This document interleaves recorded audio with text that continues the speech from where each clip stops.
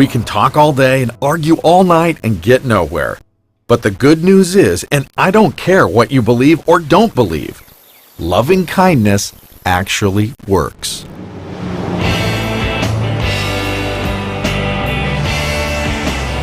Every Friday night in Portland under the Burnside Bridge in Old Town, Christians flood in from all over the state to meet the basic needs of the city's homeless.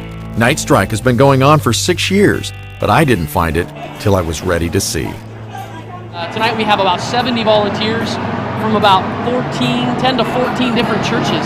Our focus is really to love people the way we think Jesus would love on people. These are the kind of places that we think Jesus would show up if he were here today. That's what Bridgetown does. It provides an opportunity, obviously, for the body of Christ to come be the church rather than just go to church on a Sunday. And then they find out they're not afraid of these people, and these people are people that they normally lock their doors on. Now they're engaging in conversation. In addition to providing food, clothing, and toiletries, these volunteers offer something more valuable: respect and tenderness. It's one thing to stand in church mumbling the words to an old hymn, and it's another entirely to get down on your knees and wash the feet of a homeless person. I learned last week and I did a couple, and it's just, people just love it. I myself was homeless for the last 4 years, and more than food and everything, people crave hugs and touch. And the hardest part for me washing feet is that we have to use gloves, and especially people already when we're on the street, you feel like you're dirty and nobody wants to touch you. It really feels good to have your feet washed, massaged, and clean socks. Our old friend Tom Kretmaker took a break from writing his new book, Onward Christian Athlete, to visit Night Strike. One thing that was most inspiring to me was that they were not judging the moral worthiness of the homeless people they were helping. Going into it, they knew some of them were going to be drunk, some were high. Were they lazy? Is that why they were homeless? From that perspective of radical compassion, those questions are completely irrelevant. We encourage the people here to not just come and serve them, but to get a bowl of food and actually sit down and eat with them, actually get to know their name.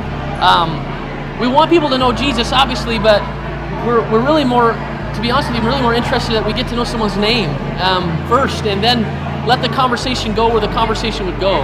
Jesus hung out with the tax collectors, he's hung out with the zealots, he hung out with the prostitutes. That's what he did. You know, regardless of where they're at in their life and what they've come up against, you can get down there and on your knees and wash their feet. And I think that's probably what Jesus would do if he was here as well. If we followers of Jesus believe what we say we believe, this is a place where we get to prove it. There's a lot of people that can just come and, you know, go to church on Sunday, pay their $3, get their fill, but you know, this is where the rubber hits the road. When you are a Christian, if you're doing it because you just want the blessing, you're not going to get blessed. You have the people that are like, you have to check the box because you do this, this, this, and this, you're going to go to hell for all these reasons. Not just sit and talk to a person and ask them how their day was. And so a lot of people are thrown by that, but it messes them up in definitely a good way. Definitely. Why do you think these people choose to come down to help out? If you were to guess, if you were to imagine. I think it's because they're Christian and they got Christ in them, you know? And that's what moves them to do what they do. Our friend Denise offered to wash my feet, and only then did I realize how difficult this is for both the giver and the receiver. It's a risk to be open to someone else, to be vulnerable, to accept a gift that you feel you don't deserve. If you know, like the Last Supper, the last thing Jesus did was wash all of his disciples' feet. How's that for symbolism? I think it's hard not to be inspired by witnessing something like that.